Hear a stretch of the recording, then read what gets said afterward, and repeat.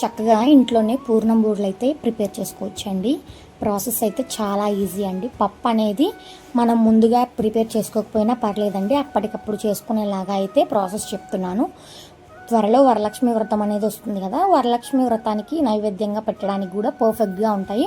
అలాగే నార్మల్గా ఎప్పుడైనా చేసుకోవాలనిపించినప్పుడు, స్వీట్ క్రేవింగ్స్ వచ్చినప్పుడు తినొచ్చండి ఈ పూర్ణం బూరెలు అనేవి. ప్రాసెస్ ఏం లేదండి, నేను ఫస్ట్ అయితే లోపల స్టఫ్ కోసం మనం ఇక్కడ పచ్చి పప్పు అయితే మనం మంచిగా ఒక్కసారి వాష్ చేసుకుంటే పైన ఉన్న డెట్ అంతా పోతుంది కదా. సో మంచిగా క్లీన్ చేసేసుకున్న తర్వాత మళ్ళీ కొంచెం వాటర్ అయితే యాడ్ చేసేసుకొని ఒక గంట పాటు మనము పప్పునైతే నానబెట్టేసుకోవాలి వాటర్ వేసేసుకొని.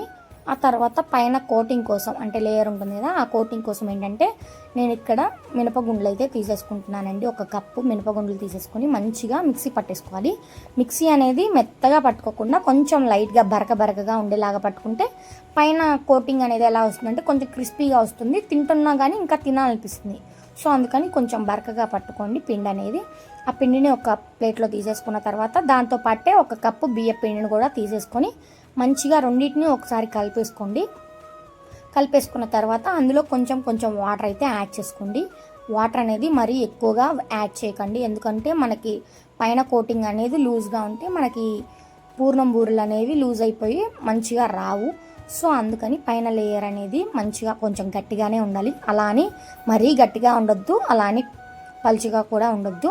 మనం ఏదైతే ఫస్ట్ దోశ బ్యాటర్ వేసుకుంటాం కదా, సో వాటర్ వేయకుండా ఉంచుతాం కదా, సో అంత మంచిగా వచ్చేలాగా మీరు పిండిని అయితే కలుపుకోవాలి. ఇక్కడ చూస్తున్నారు కదా, వీడియోలో కనిపిస్తుంది కదా, సేమ్ ఇలా కలిపేసుకున్నారంటే సరిపోతుంది మీకు. అందులోనే కొంచెం బెల్లం అయితే యాడ్ చేసుకోండి. బెల్లం యాడ్ చేయడం వల్ల ఏంటంటే పైన కలర్ అనేది మనం కలర్ వేయకపోయినా కొంచెం రెడ్ కలర్లో వస్తుందన్నమాట బూరె అనేది. మనం ఇంకా కలర్స్ ఏమి యాడ్ చేయకుండా, అంటే మనకి బయట కలర్స్ ఏమి యాడ్ చేయకుండా దీనివల్ల కొంచెం రెడ్ కలర్లో వస్తుంది. సో అది మొత్తం మంచిగా మిక్స్ చేసుకొని పక్కన పెట్టుకోండి. కొంచెం సేపు నానితే బెల్లం అనేది కరుగుతుంది. తర్వాత మన శనగపప్పు అనేవి నానిపోయి ఉంటాయి కదా, అవి ఒక కుక్కర్లో తీసేసుకొని 1:2 రేషియోలో మనం వాటర్ అయితే యాడ్ చేసేసుకోండి. వాటర్ యాడ్ చేసేసుకున్న తర్వాత 3 విజిల్స్ అయితే వచ్చేలాగా కుక్ చేసుకోండి. ఇక్కడ 3 విజిల్స్ రాగానే నాకైతే పప్పు అనేది ఉడికిపోయింది. ఒకవేళ పప్పు ఉడకకపోతే ఇంకొక గ్లాస్ ఆఫ్ వాటర్ వేసేసుకొని మంచిగా మీరు కుక్ అయ్యే వరకు ఉంచుకోవాలి. ఇట్లా ప్రెస్ చేయగానే తునిగిపోయేటట్లు పప్పు అయితే ఉడికిపోవాలండి. ఉడికిపోయిన తర్వాత స్మాషర్ ఉంటుంది కదా, దాంతో అయినా ఇలా పప్పు గుత్తితో అయినా మంచిగా స్మాష్ చేసుకోండి పప్పును అనేది. స్మాష్ చేసుకున్న తర్వాత సేమ్ క్వాంటిటీలో బెల్లం అయితే తీసేసుకోండి. మీరు ఏదైతే పప్పు గిన్నెతో తీసుకున్నారో సేమ్ క్వాంటిటీలో బెల్లం తీసేసుకొని మంచిగా పొయ్యి మీద కలుపుతూ ఉండండి.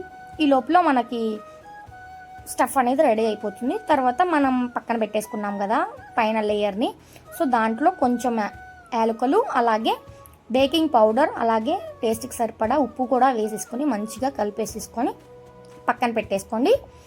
ఈ లోపల మన పప్పు అనేది కుక్ అయిపోతుంది అనమాట, లోపల పెట్టుకోవడానికి స్టఫ్ అనేది.